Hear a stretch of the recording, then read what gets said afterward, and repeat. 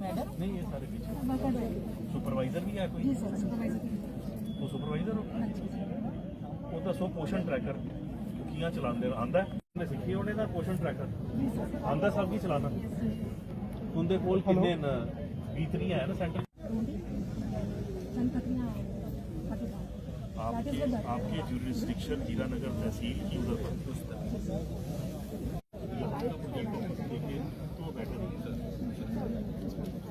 नहीं उनको चलाने दो ना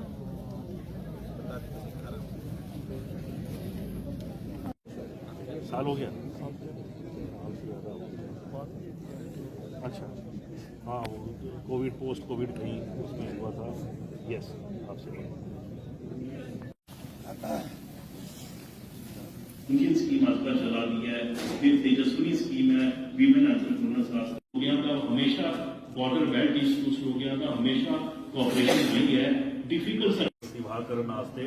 तो सारे अज इधर इकट्ठे हुए हो कन्ने माताएं भैन जी आई दी उनका भी बहुत बहुत शुक्रिया ब्लॉक दिवस तुझे पता है कि साढ़े शासन प्रशासन का एक बेसिकली जिसी आखते कि हर बुधवार डिप्टी कमिश्नर साहब अपनी टीम लइए किसी ब्लॉक जाते हैं तो वो कदे कदे सरकार तो भी नुमाइंदे जोड़े आते हैं ताकि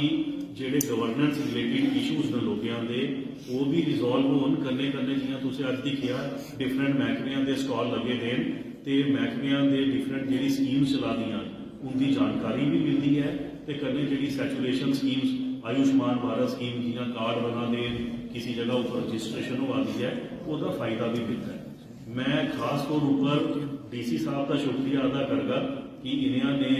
मैं रिक्वेस्ट की थी क्योंकि बड़े बॉर्डर को एरिया तो लोग डेलीगेशन सैक्रेट आदि अपने डिफरेंट इशूज़ भी लइए तो वो मैं उन्होंने रिक्वेस्ट की थी कि अस लोग एक रिबून इधर लगाई लैने बड़ी नीच एक अपना ब्लॉक दिवस करने ताकि इधर के जोड़े इशूज़ न वो पता लगन मैं तुसें खास तौर पर यह आखना चाहगा कि देखो तुंदे पूरा जो टीम का जो मुखिया है वो डिप्टी कमिश्नर है डिप्टी कमिश्नर साहब ने ही सारे काम करने इनके हथों ही सारे ये जोड़े इशूज़ न वो फ्लैग होने अस तो परौने एक दिन आए उनकी गल सुनी सारा काम इन्होंने करना है तो बड़ा अच्छा मैं समझना कि कठुआ डिस्ट्रिक्ट की one of the best officer जोड़ा है उन्हें मिलेगा है एज डिप्टी कमिश्नर और बड़ा अच्छा जो ये पूरी टीम जी है काम करा दी है साडा आने का एक ये होता है इधर परपज़ कि एक तो अपने फील्ड एक्सपीरियंस को कुछ पता होता है कि जमीनी हकीकत के है करने गवर्नमेंट जी स्कीम इंप्लीमेंट करा दी है वह फीडबैक के है वो पता लगता है उसे पीछे लिखा होना है कि बैक टू विलेज 4 प्रोग्राम होया हर एक पंचायत डिस्ट्रिक्ट ऑफिसर गए वह भी मकसद यो है कि पता लगे लोगों का फीडबैक ये है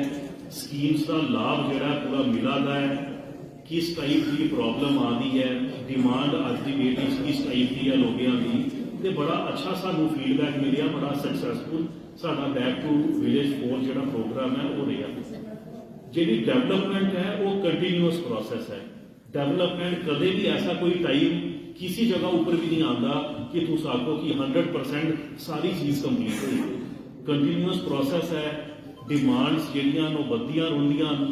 रिसोर्सिस लिमिटेड होंदी है सानू प्रायोरिटी तय करनी पौंदी है किहड़ा काम पहले कराना है किहड़ा काम बाद विच कराना है उहदे तहत ही तुसें लिखिया होना है कि जिहड़ा ये डेलीगेशन ऑफ पावर हुई अज की डेट साडे इधर जिहड़ा एक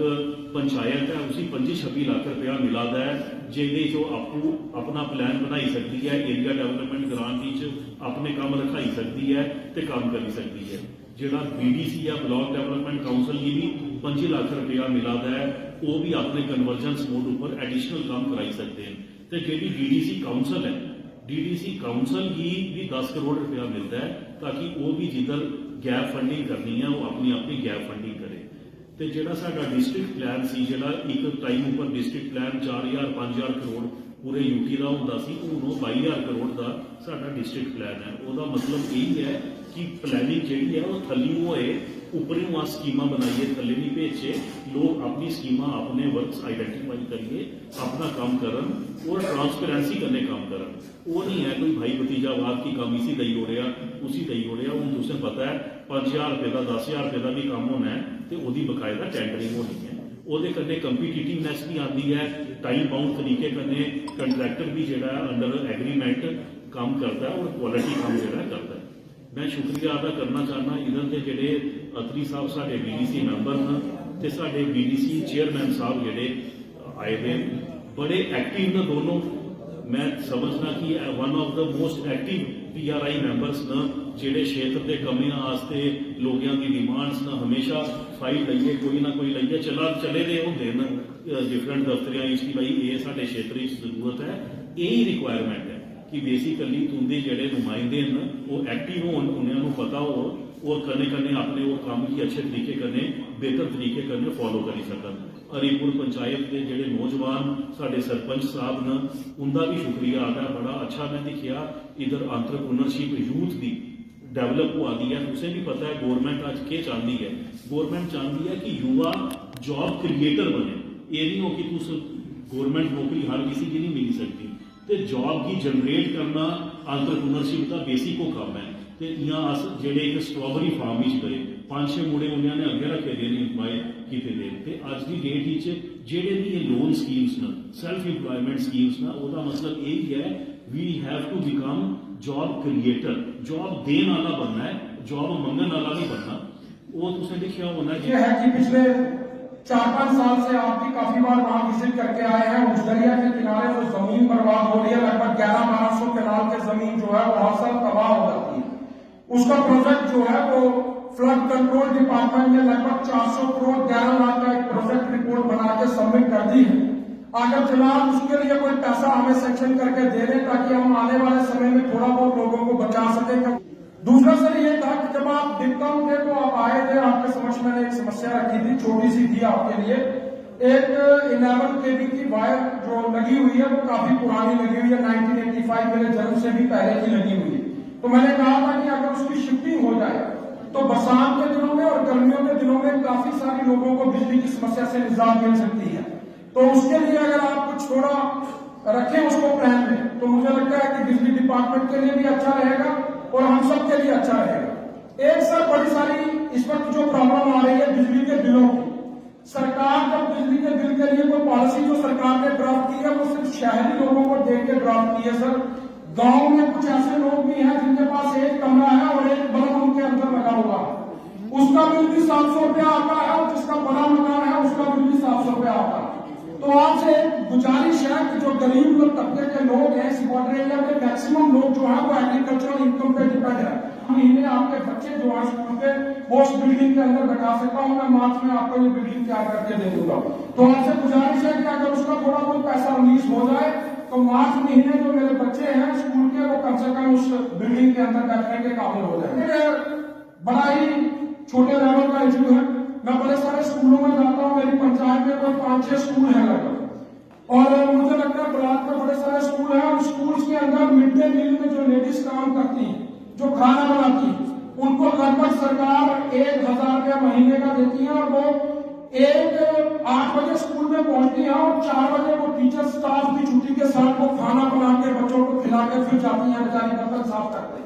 लेकिन आपसे एक निवेदन है कि यहाँ सीओ साहब भी आए होंगे और अपने एडमिनिस्ट्रेशन के और भी एजुकेशन डिपार्टमेंट से भी अधिकारी आए हुए हैं, उनकी सैलरी जो है वो 6 महीने के बाद विड्रॉ होती है।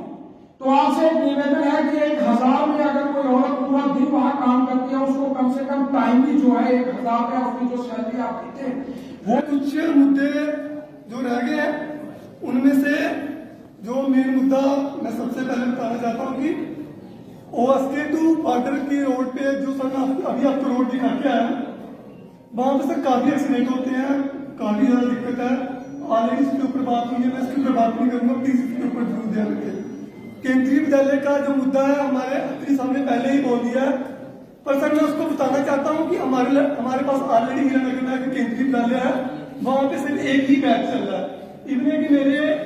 एक साइड पे साबा है केंद्रीय इंडियन स्कीम आजकल चला दी है, फिर तेजस्विनी स्कीम है, वीमेन एंटरप्रेन्योर्स हो गया था, हमेशा बॉर्डर बेल्ट इश्यूज हो गया था, हमेशा कॉपरेशन रही है। डिफिकल्ट